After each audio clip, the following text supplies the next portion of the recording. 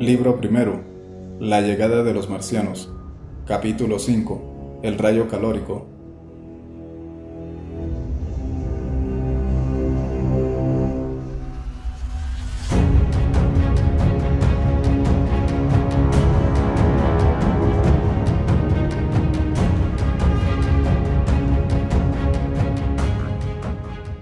Después que hube visto a los marcianos salir del cilindro en el que llegaran a la Tierra, una especie de fascinación paralizó por completo mi cuerpo.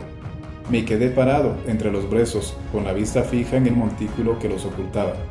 En mi alma librábase una batalla entre el miedo y la curiosidad. No me atrevía a volver hacia el pozo, pero sentía un extraordinario deseo de observar su interior.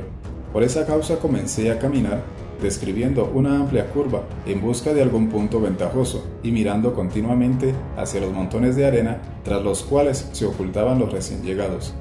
En cierta oportunidad vi el movimiento de una serie de apéndices delgados y negros, parecidos a los tentáculos de un pulpo, que de inmediato desaparecieron. Después se elevó una delgada vara articulada que tenía en su parte superior un disco, el cual giraba con un movimiento bamboleante. ¿Qué estarían haciendo? La mayoría de los espectadores había formado dos grupos. Uno de ellos se hallaba en dirección a Woking y el otro hacia Cobham. Evidentemente, estaban pasando por el mismo conflicto mental que yo. Había algunos cerca de mí y me acerqué a un vecino mío cuyo nombre ignoro. «¡Qué bestias horribles!», me dijo. «Dios mío, qué bestias horribles». Y volvió a repetir esto una y otra vez. ¿Vio al hombre que cayó al pozo?, le pregunté. Mas no me respondió. Nos quedamos en silencio observando los arenales y me figuro que ambos encontrábamos cierto consuelo en la compañía mutua.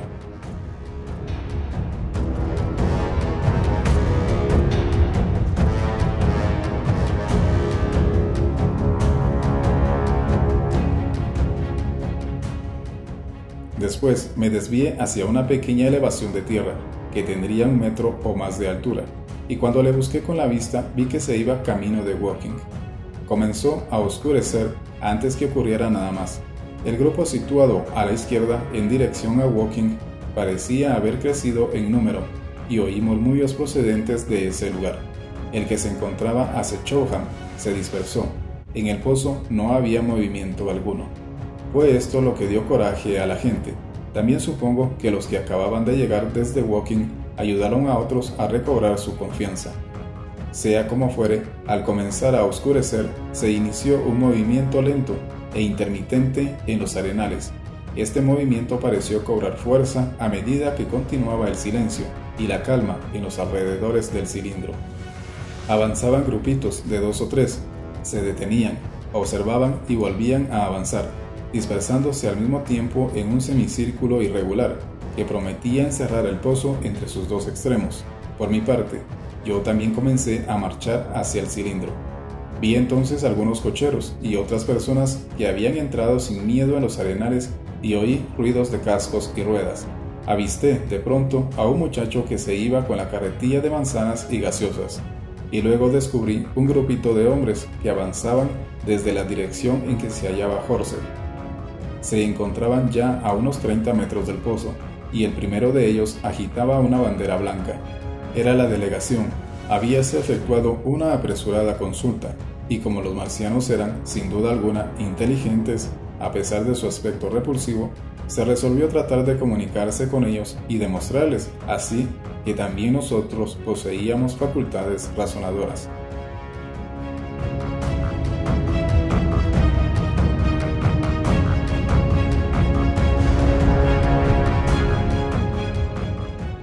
La bandera se agitaba de derecha a izquierda. Yo me encontraba demasiado lejos para reconocer a ninguno de los componentes del grupo, pero después supe que Ogilvy, Stent y Henderson estaban entre ellos.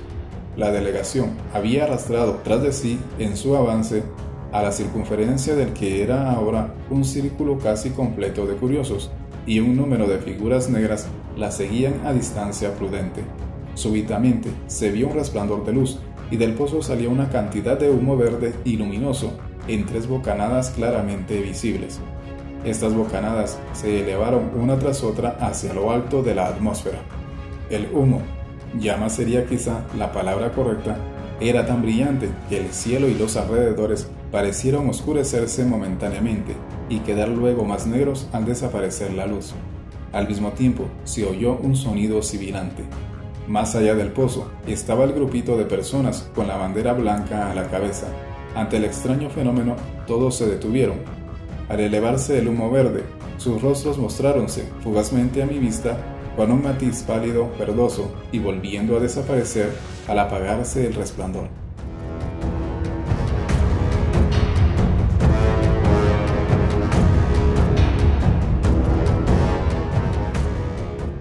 El sonido sibilante se fue convirtiendo en un zumbido agudo y luego en un ruido prolongado y quejumbroso. Lentamente se levantó del pozo una forma extraña y de ella pareció emerger un rayo de luz.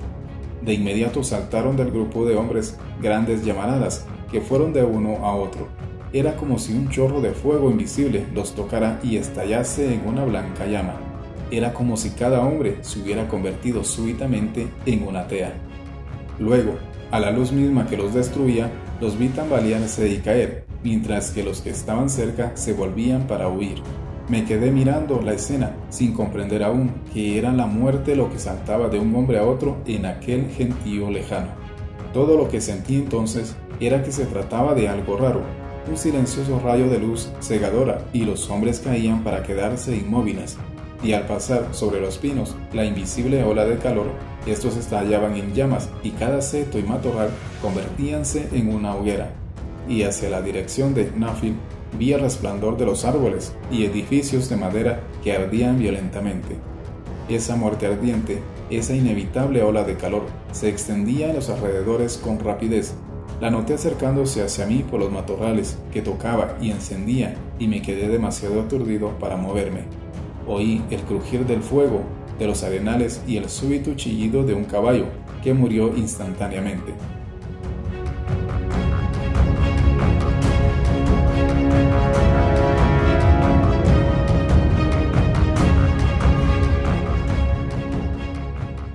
Después, fue como si un dedo invisible y ardiente pasara por los brezos entre el lugar en el que me encontraba y el sitio ocupado por los marcianos, y a lo largo de la curva trazada, más allá de los arenales, comenzó a humear y resquebrajarse el terreno. Algo cayó en un ruido estrepitoso en el lugar en que el camino de la estación de Woking llega al campo comunal. Luego cesó el zumbido, y el objeto negro, parecido a una cúpula, se hundió dentro del pozo, perdiéndose de vista. Todo esto había ocurrido con tal rapidez que estuve allí inmóvil y atontado por los relámpagos de luz sin saber qué hacer. De haber descrito el rayo un círculo completo, es seguro que me hubiera alcanzado por sorpresa, pero pasó sin tocarme y dejó los terrenos de mi alrededor ennegrecidos y casi irreconocibles. El campo parecía ahora completamente negro, excepto donde sus caminos se destacaban como franjas grises bajo la luz débil reflejada desde el cielo por los últimos resplandores del sol. En lo alto comenzaban a brillar las estrellas, y hacia el este veíanse aún los destellos del día moribundo. Las copas de los pinos y los techos de Horsen destacáronse claramente contra estos últimos resplandores en occidente. Los marcianos y sus aparatos eran ya completamente invisibles, excepción hecha del delgado mástil, en cuyo extremo continuaba girando el espejo. Aquí y allá se veían setos y árboles que humeaban todavía, y desde las casas de Woking se elevaban grandes llamaradas hacia lo alto del cielo. Con excepción de esto y el tremendo asombro que me embargaba, nada había cambiado. El grupito de puntos negros con su bandera blanca había sido exterminado sin que se turbara mucho la paz del anochecer. Hasta entonces no comprendí que me encontraba allí indefenso y solo. Súbitamente, como algo que me cayera de encima, me asaltó el miedo. Con un gran esfuerzo me volví y comencé a correr, a tropezones por entre los brezos. El miedo que me domina no era un miedo racional, sino un terror pánico. No solo a causa de los marcianos, sino también debido a la tranquilidad y el silencio que me rodeaba. Tal fue su efecto, que corrí llorando como un niño. Cuando hube emprendido la carrera, ni una sola vez me atreví a volver la cabeza. Recuerdo que tuve la impresión de que estaban jugando conmigo y que en pocos minutos, cuando estuviera a punto de salvarme, esa muerte misteriosa, tan rápida como el paso de la luz, saltaría tras de mí para matarme.